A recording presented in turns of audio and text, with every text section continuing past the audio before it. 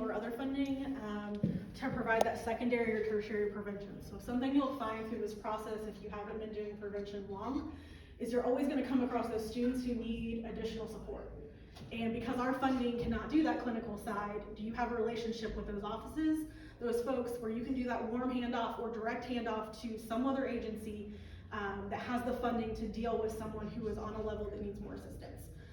Primary prevention really is that re-education. So we're gonna assess you or educate you, and if you feel like you might be on that borderline, we can talk to you. We can direct you to resources or programming that will help you reassess your thoughts on substance use and help kind of change on that aspect and not need that extra step of clinical help.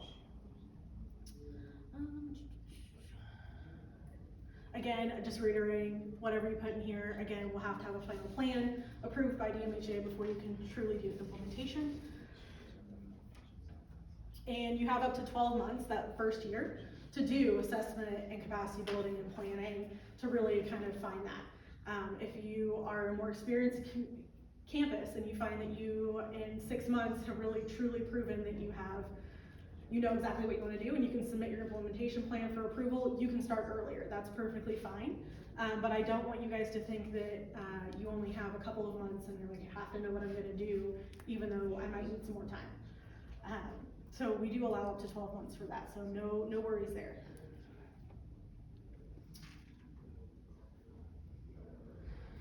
Next, so indicate the college-wide survey that will be utilized. I do ask that if you are utilizing it for determining what you're going to implement, that the survey be no older than 2020. We want recent data. I don't want something from 2015. I know data collection from 2020 on has been hit and miss because of COVID. Survey results have been kind of iffy, but we would like to see anything recent. If you don't have something or you plan to do a survey the first year of, please indicate which survey it is and when you plan to implement it. Is it going to be the fall, the spring kind of thing, so we know, so I have an idea of kind of when you'll get that data back and be able to utilize it for your assessments.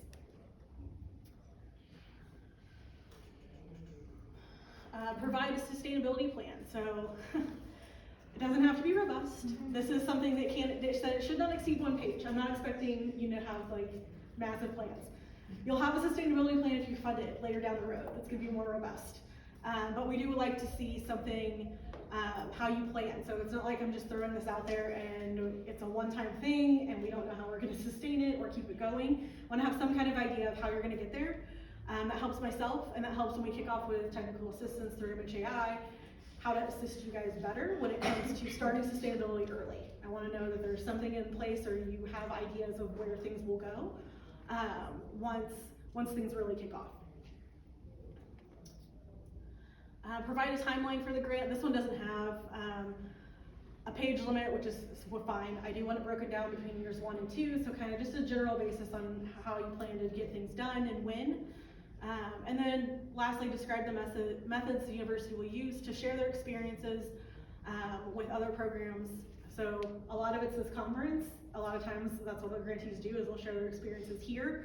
I've had others do national conferences or even mentorships with other universities of similar demographics of their own. So I just want to know how you guys might be able to share and spread what you guys do, because at the end of the day, we're all putting out graduates into the state of Indiana or the nation, and we want to know kind of how we can all support each other to build up a Hoosier, capacity of folks who are free of substance use or truly understand how to deal with mental health issues or crisis issues or safely use substances or help someone else who might be struggling as well.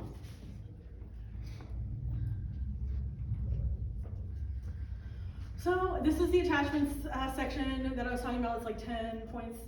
So this will be letters of support. I'd like to see 3. And these can be from campus coalitions, campus departments. It needs to be a department other than the one applying. Like, I get y'all are giving me an proposal, so we know y'all want to do it.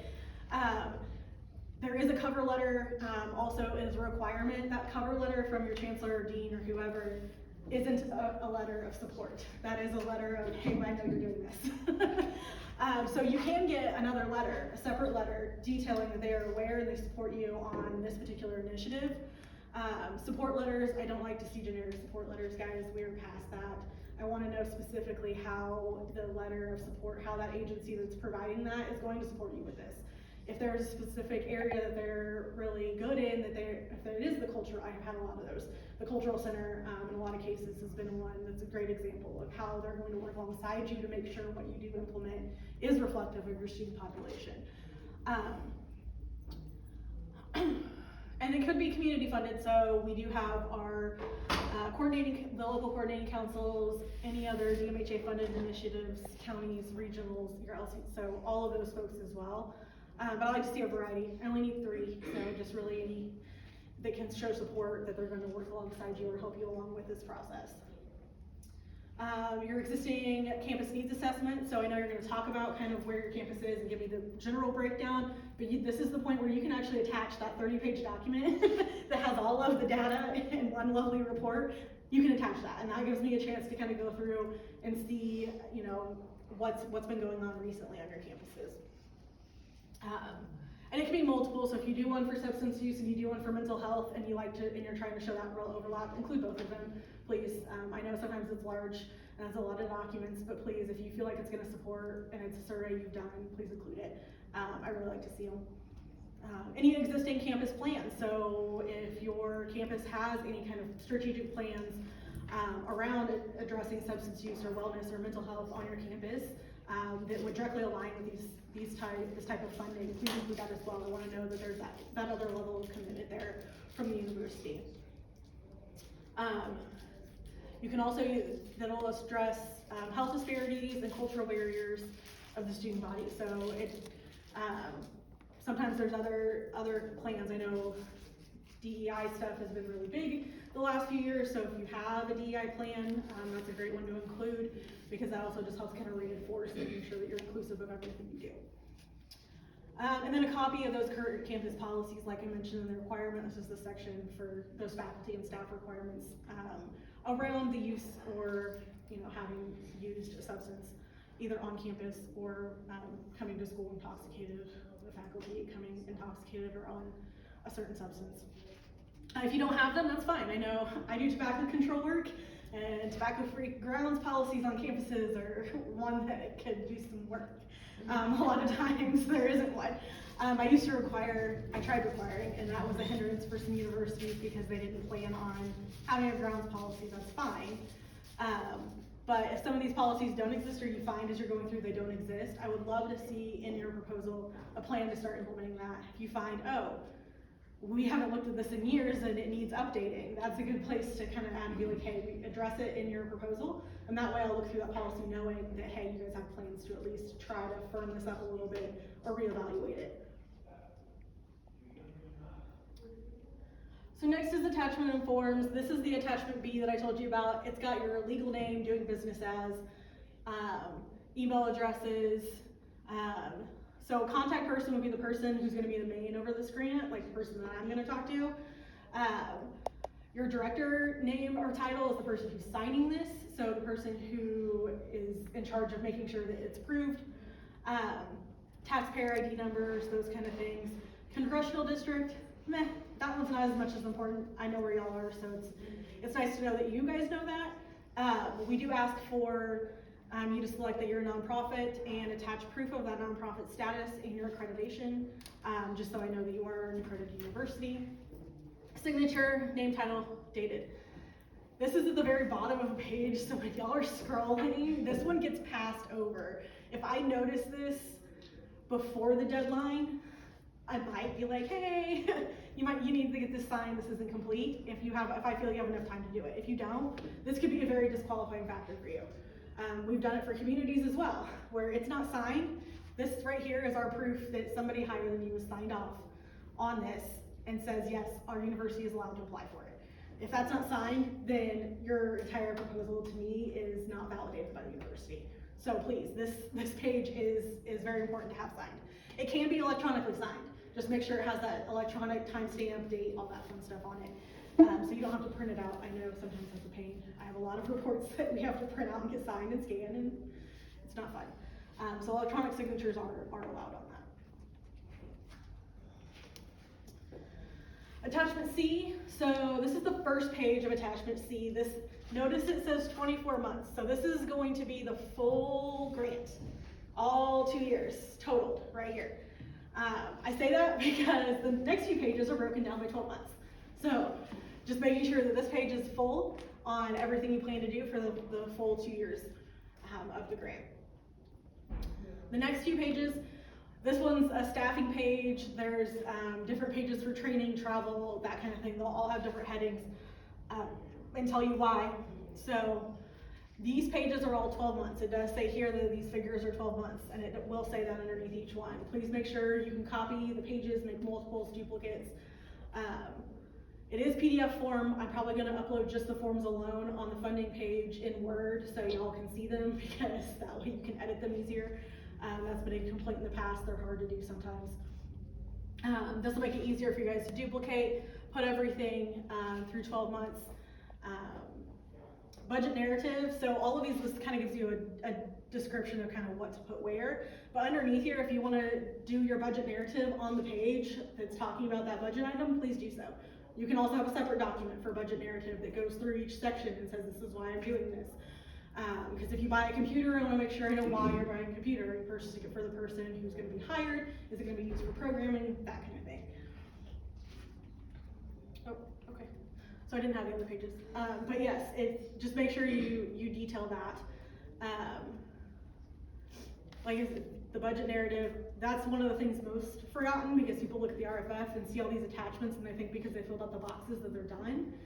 The RFF itself does have a section that talks about the budget narrative and says that you need to describe everything you're doing, why you're doing it, and why the costs are justified in order for it to do it. I haven't had anybody do anything super outlandish, so this is also something that if you are selected, I think it's reasonable, or if I have questions about it and you are selected, we'll talk about it a little bit and see if things need to be adjusted or things that need clarified once that selection process is done.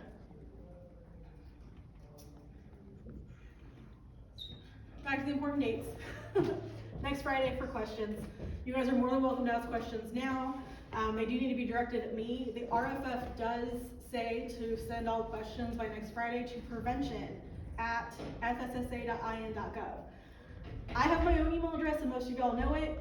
I would prefer you use the prevention box, because that's a way for me to make sure I capture the questions for this specifically and they don't get lost in the emails that I get on a daily basis.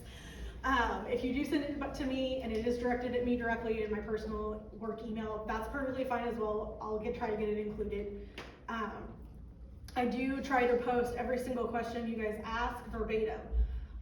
So if you ask me a question in email, I will just copy and paste that into my little sheet and answer it.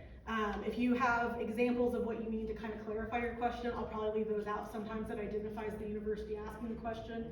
I try to leave that out so y'all don't know who asked what question. Even if there are two similar questions, I will probably put them together, and you may see copy and pasted the same answer, but I will post every single question you ask. So when you look at that Q&A sheet the week of Thanksgiving, or whenever y'all get back from Thanksgiving break, because I don't expect you to read it the first day it comes back, you should see your exact question listed. If you don't, please, please, please let me know. And I can do revisions on this and update it again if I need to. If I missed your question and I found it was submitted in the time frame it needed. Questions after this, I'm not at liberty to discuss any of those. So past this deadline, I cannot answer any questions because it's not outlined in the RFF. It's really kind of up to you guys. This is when, if you want to reach out to some of the other ones, again, it's not my response. Whatever they say to you, take it with a grain of salt. You can take it for what it is, but it's not DMHA's official response to that question. Not saying they're wrong, not going to say they're right either, but it's not my official response to that question. Proposals are going to be due in January. I said the 13th, which I think is the Friday after the first full week. So I'm hoping that's like after y'all get back from Christmas break, so it gives you a little bit of time to get it submitted. They will be submitted electronically to that prevention.fssa.in.gov email address. Again, make sure things don't get lost. If you have some large files and need to send multiple, just make sure that you, in the subject line, when you address it as the RFF for higher education, email one of or two of, whatever.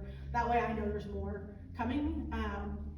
If you do figure you sent the wrong thing, please let me know. When you send it in again, say, hey, I submitted already, but please disregard that. I would like you to do this. These are things that happen, no big deal. But after, I think it's like 4:30 on January 13th, I don't care if it's 4:31, I will not look at your proposal. It is not allowed.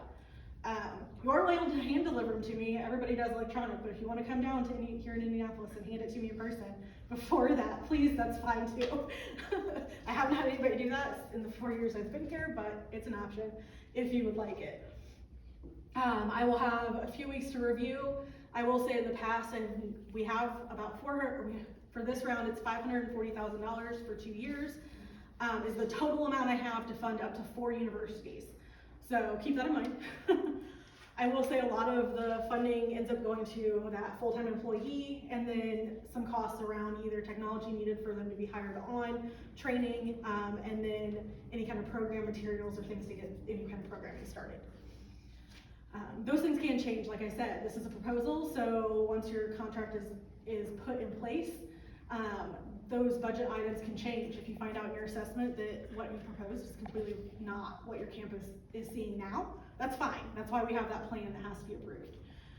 But we just want to know that you have a general idea, and we can move things around as needed if you're selected. Awardees will be notified by the end of January. You will get a letter if you are not selected. I will also reach out to you and say, sorry, you weren't selected. I try to reach out to everybody on the same day as I can. You'll get a lovely little letter from me. And then we'll start those discussions afterwards to get that contracting process started, and contracts will be effective starting July 1. And hopefully that'll be between January and July. There will be plenty of time for our contracts office to get everything kind of lined up and ready to go for you guys to start work July 1. I know y'all mostly aren't back to campus until August, which is fine, but sometimes getting the hiring process started is a lot better to do. We're going to post this position in July because you have funding. And that way you get some of those folks who are ready to come back to campus and do some work for you guys. I can take questions now if you guys have them. Otherwise, feel free to submit them through the email address on the screen. Does